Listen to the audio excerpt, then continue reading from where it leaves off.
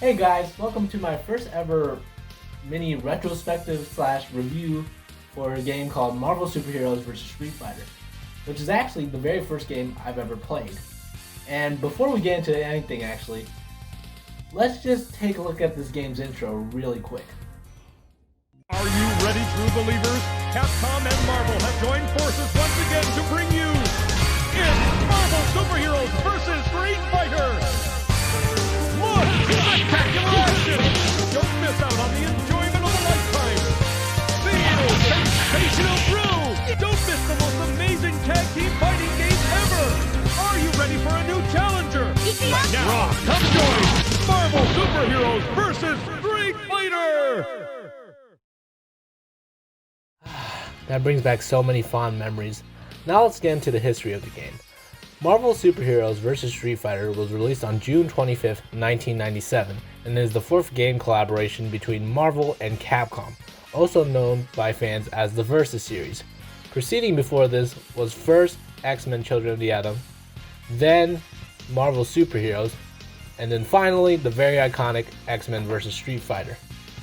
The game is a 2 versus 2 tag fighter, which has you either go through an arcade mode or play against others in multiplayer tag team action. This game is quite strange in the fact that it only came out 9 months after the wildly successful X-Men vs. Street Fighter and only 4 months before Marvel vs. Capcom 1. This makes a lot of people wonder why this game was even developed in the first place, as another game in the series was already on the way. But we'll talk about that more later on. The roster of the game is pretty odd but very unique. On the Street Fighter side, you have your usuals like Zangief and Bison, Dhalsim, Sakura, Akuma, Chun-Li, Ken, Ryu, and Dan.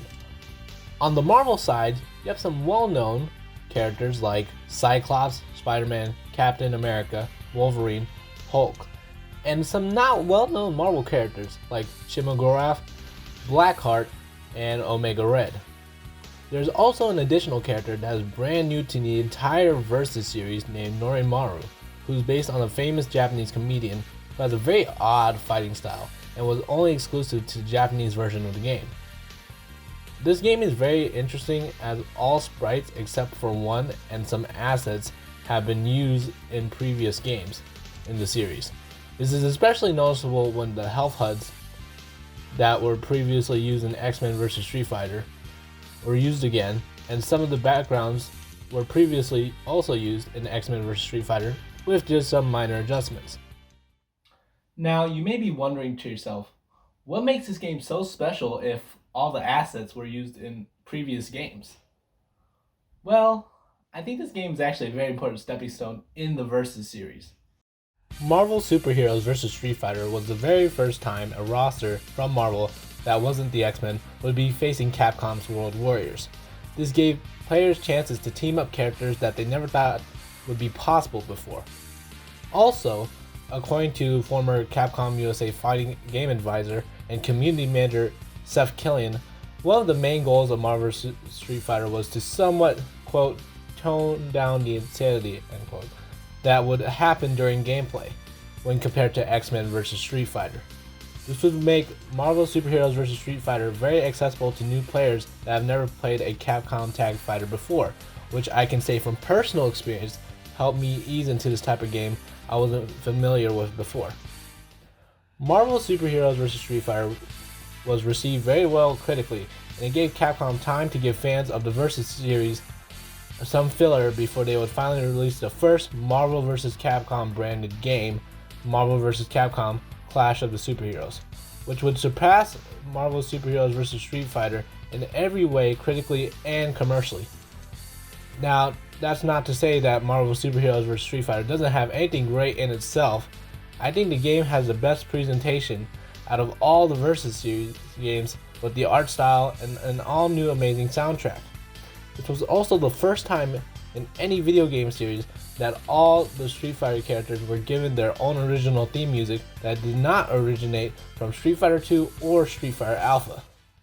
Despite the game's goal of toning down the mayhem that would occur during gameplay, this game also, I feel, has the most hyped announcer in the whole Versus series, and I even argue the best video game announcer of all time.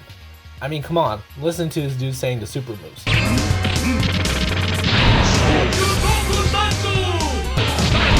Hyperstars and strikes! Super Epic Blast! Team Shoryuken! Final Atomic Buster! Like, holy hell did this game get me hyped. Anyways, let's talk about the game's main single player mode. In arcade mode, there are 8 stages that the player has to go through, with the typical progression of each stage getting more difficult as you go. And in the 7th stage, you'll fight against a sub-boss whose name is Apocalypse, who's one of the main antagonists of the X-Men series, and again, like a lot of other things in the game, is a reused asset from X-Men vs. Street Fighter, with him being that game's final boss. The final boss of the game, however, is an original creation for this game, and is pretty strange if I'm going to be honest. The final boss of the game is Cyber Akuma, which as you can see is a cybernetic version of the Raging Demon that is very strange, as for Street Fighter at this time, they wouldn't usually have alternated a character like this, but in this game they did, and in my opinion, it's a pretty cool thing to see them go out of the box like this and give this game some sort of originality. For me personally, I can say that this game has a very special place in my heart, as it was the first video game I could ever recall playing, as I mentioned earlier.